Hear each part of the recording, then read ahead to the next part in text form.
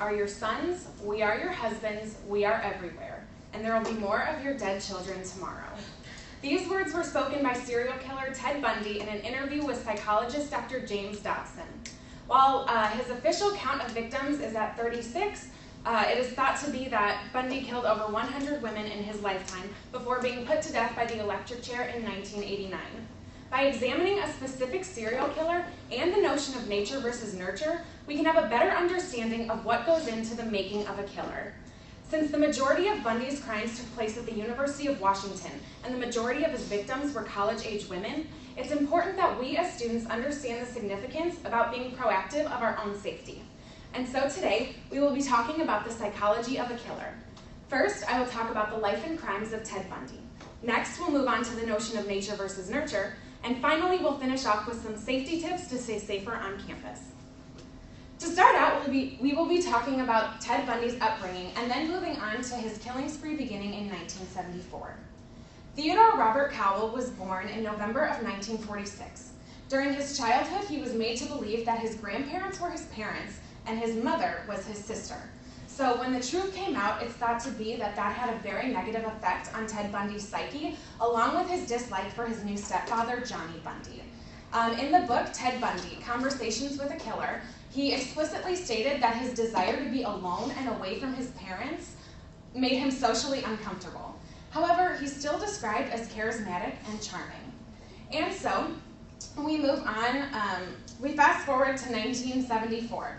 Although there's no specific evidence that this is when his killing spree began, this is kind of the general consensus of when it started.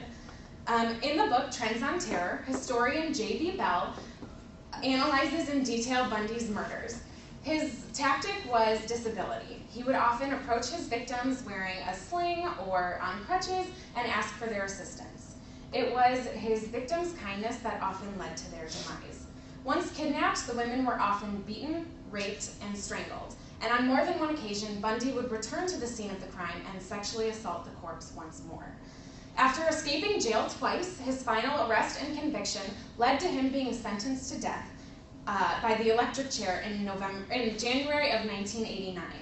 However, before he was executed, he granted several exclusive interviews to journalists that allowed researchers and the world into the mind of a serial killer.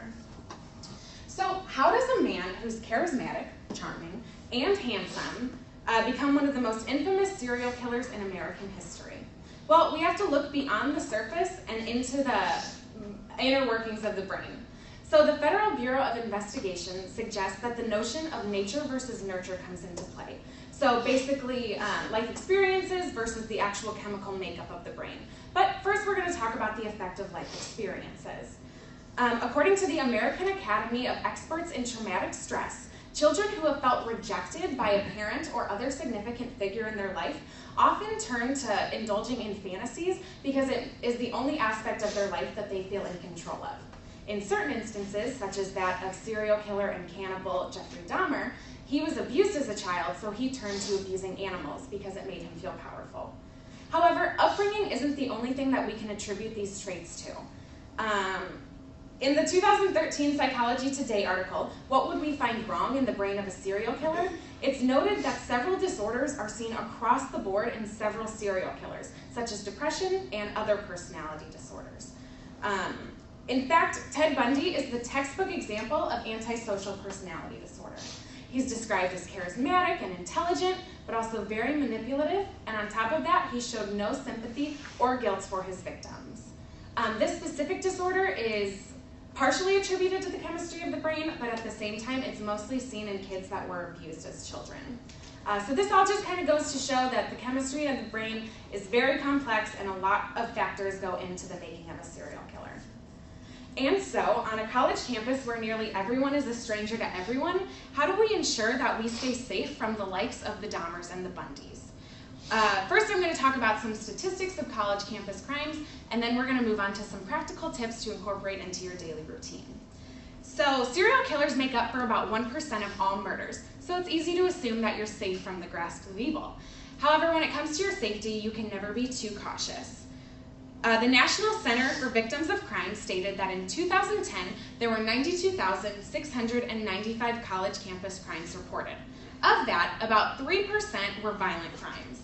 Of that 3%, 53% were aggravated assault, 18% were rapes, and 0.02% were homicides.